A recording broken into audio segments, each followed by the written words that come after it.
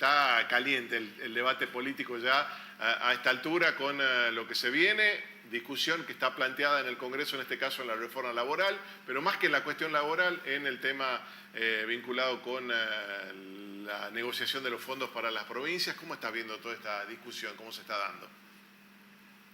Sí, a ver, el tema de la reforma laboral me parece que hay algunos supuestos que es importante aclararle a la gente que nos escucha, ¿no? Hay en la Argentina hoy un problema enorme de empleo, ¿no? Hay un problema enorme de empleo porque en los últimos años del gobierno de Javier Milei, más de 250.000 personas han perdido el empleo. Es cierto que algunas de estas personas que perdieron el empleo formal han conseguido o han empezado algún tipo de trabajo. Recién escuchábamos a los taxistas, en algún tipo de plataforma o en algún tipo de trabajos de monotributistas, que son empleos, por supuesto, que cada vez la rentabilidad es menor y la posibilidad de que todo el mundo que deje el empleo en fábricas o empleos serios puedan hacer esto como salida es cada vez menor. Y hay una, digamos, una implícita, digamos, suposición de que con esta nueva ley laboral vamos a recuperar el empleo en la Argentina. Y eso es lo primero que hay que desmitificar. Ninguna ley de este tipo, como la que quiere sacar el gobierno, va a mejorar el empleo en la Argentina si las políticas económicas no apuntan a mejorar el empleo. Y como políticas económicas me refiero a una política industrial, a una política que trabaje sobre las economías regionales sobre todo, ¿no? Es un gobierno que se ha dedicado a trabajar básicamente para algunos sectores de la economía muy pequeños, que son la energía, la minería, el tema del campo un poquito, y el campo en cuanto a las cerealeras, y el aspecto financiero, y la mayoría del resto de las actividades que son las pymes, la industria, que son las que más empleo generan en la Argentina, han sido metódica y progresivamente destruidas. Entonces, de verdad pensar que facilitar la manera de despedir empleados va a mejorar el empleo en la Argentina a esta altura es falaz. Eso no quiere decir que no haya que plantear reformas al sistema laboral argentino, porque nuestra ley es una ley un poco vieja, pero de ninguna manera esto que se propone tiene ninguna ventaja para que ni aumente el empleo ni los empleados estén mejor. Se eliminan un montón de estatutos, como por ejemplo el estatuto de los periodistas, entre otros, ¿no? Pero que han sido el resultado de luchas sectoriales de muchísimo tiempo y que tienen su lógica en el planteamiento y que se quieren derivar de un día para otro. Quería de hacer esto de forma express en series extraordinarias. Y para peor, como ustedes bien lo establecen, han metido dentro del caballo de Troya, que es la modernización laboral, un tema de cambios tributarios en donde las provincias se van a ver tremendamente afectadas por la caída de la recaudación del impuesto a las ganancias, que no va a ser compensada, más allá de las promesas que hoy le haga Santilli a los gobernadores del norte o a cualquier gobernador de la Argentina. Esos recursos no van a ser compensados y la situación de las provincias, que ya es crítica, va a empeorar. Entonces, a mí no me parece que este sea un proyecto que hoy le haga bien a la Argentina, ni mucho menos, sino que todo lo contrario. Y bueno, espero esperamos que la mayoría de los senadores y después los diputados podamos de alguna manera o modificarlo o cambiarlo o de alguna manera detenerlo, ¿no? Pablo, el debate en la Cámara de Diputados va a ir posterior de lo que suceda en el Senado, pero en el medio tienen también la decisión del Gobierno Nacional de avanzar con la reforma del régimen penal juvenil. ¿Ustedes ya han sentado alguna posición? ¿Tienes particularmente alguna postura tomada respecto de la posibilidad de que se baje la edad de imputabilidad? El año pasado nosotros teníamos un proyecto del Poder Ejecutivo. Ese proyecto se discutió en la Comisión de Legislación Penal. Llegamos a algunos dictámenes. Los dictámenes eran distintos. Nosotros teníamos uno nuestro, el oficialismo tenía el de ellos. Acá es como que hay dos supuestos, ¿no? Hay un manejo, digamos, de la información que a veces acá todo se plantea en si hay que bajar la edad y cuánto bajar la edad, ¿no? Si de 16 años bajarla a 15, a 14 o a 13. Esta es la discusión importante. Y en realidad eso es lo de menos. La verdad es que lo importante es que el gobierno, digamos, la justicia nacional no tiene hoy un régimen penal juvenil. Muchas provincias avanzaron en regímenes penales juveniles, pero la nación no lo hizo y es, digamos, el marco en el cual el resto de las provincias se tienen que basar. Entonces, tener un régimen penal juvenil, que significa que aquellos jóvenes imputables que generen algún delito, tengan una posibilidad de juicio con defensa, con acusación, con sentencia, es un tema importante y no quedar a la merced de lo que un juez en aquel momento decida sobre su futuro. Ahora, ¿desde qué edad tiene que pasar este fenómeno? Bueno, también depende de las capacidades que tenga el país y las provincias, o sea, cuáles son nuestros institutos de menores, qué condiciones tienen, qué posibilidad de alojar a menores no imputables, pero que necesitan estar aislados por su peligrosidad, y qué posibilidad de recuperación tenemos con ellos.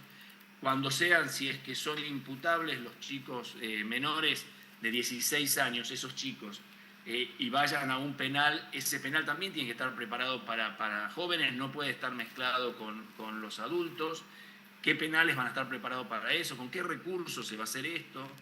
Bueno, toda esa discusión, igual que la justicia tiene que prepararse. Vos necesitas abogados defensores, fiscales, jueces que atiendan a esta problemática en forma particular. ¿Cómo se va a financiar esto? ¿Quién lo va a financiar? Y el supuesto de creer que los delitos graves cometidos por menores y bajar la edad de imputabilidad va a traer seguridad a la Argentina, o que el tema de la inseguridad en la Argentina depende de esto, es una falacia total. Digamos, los números hablan por sí solos. Los delitos graves cometidos por menores son muy poquitos en la Argentina. Yo no digo que no deban ser atendidos, yo creo que deben ser atendidos. Lo que yo creo es que bajarle la imputabilidad, que aparte es un proceso regresivo, que la Argentina tiene acuerdos internacionales en donde nos negamos a hacer esto, no va a cambiar nada. Yo en este sentido te digo, coincido con la mirada inclusive de la Iglesia, de la pastoral social. Yo creo que en este caso me parece que el problema de la juventud en la Argentina debiera ser tratado con mucha más seriedad, y la juventud en la Argentina necesita políticas activas que generen futuro. Sí. El futuro para los jóvenes hay que plantearlo desde el gobierno con políticas activas de deporte, de cultura, de educación, de actividad, de futuro. Hay solamente bajamos a 16, a 15 años o a 14, y esta es la discusión que vamos a tener en la Argentina para los jóvenes. Me parece que estamos quedando cortos, y me parece que la Argentina se merece mucho más que eso.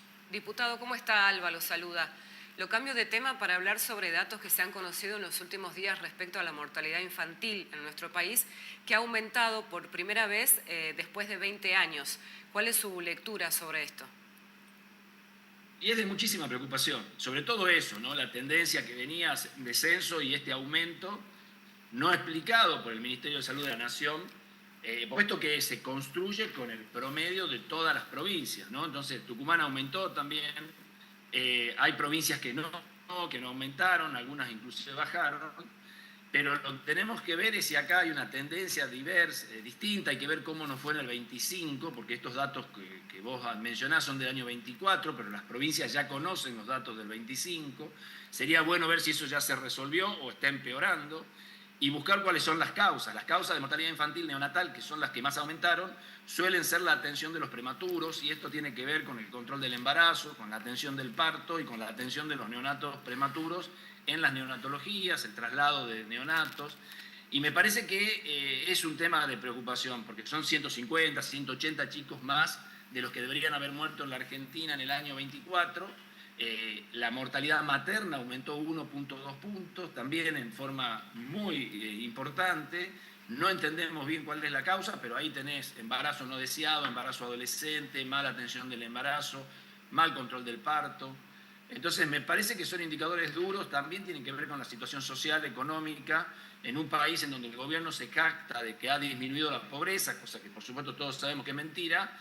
Aparecen estos indicadores que vienen a meterle un cachetazo a la realidad y dicen, guarda que la situación social en la Argentina no está mejor con este gobierno. La situación social en la Argentina, como todos sabemos, los que no tenemos anteojeras, está peor en la Argentina.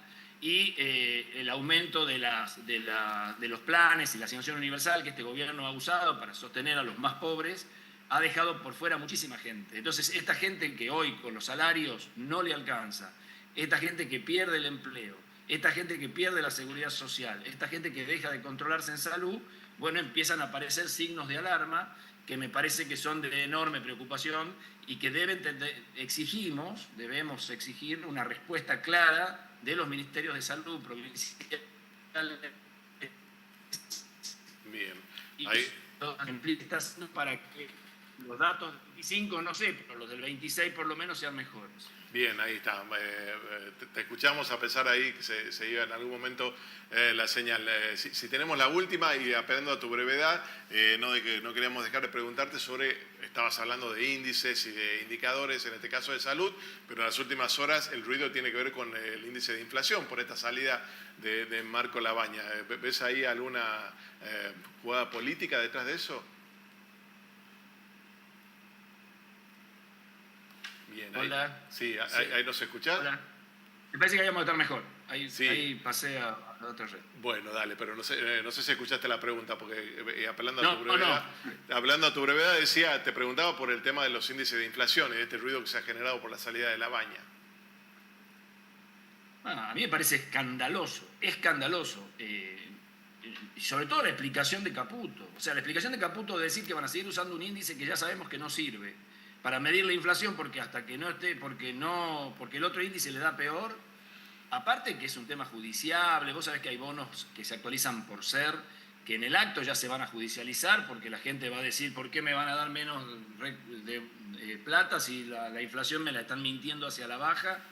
Pero era obvio que la inflación estaba siendo manipulada y era obvio que esto estaba en una situación compleja. Digamos. Todos los que vamos al supermercado, a la carnicería, a la verdulería en Tucumán, sabemos que los precios aumentan y aumentan mucho más que el salario, que lo quieren hacer aumentar a partir de los índices que ellos expresan. Así que me parece un escándalo, insisto, judiciable, y me parece que muestra a las claras la debilidad de este proyecto, que solamente sobrevive porque desde Estados Unidos le dan plata al gobierno. Pero bueno, eso, una vez que Trump empiece a estar más complicado, me parece que eso va a terminar.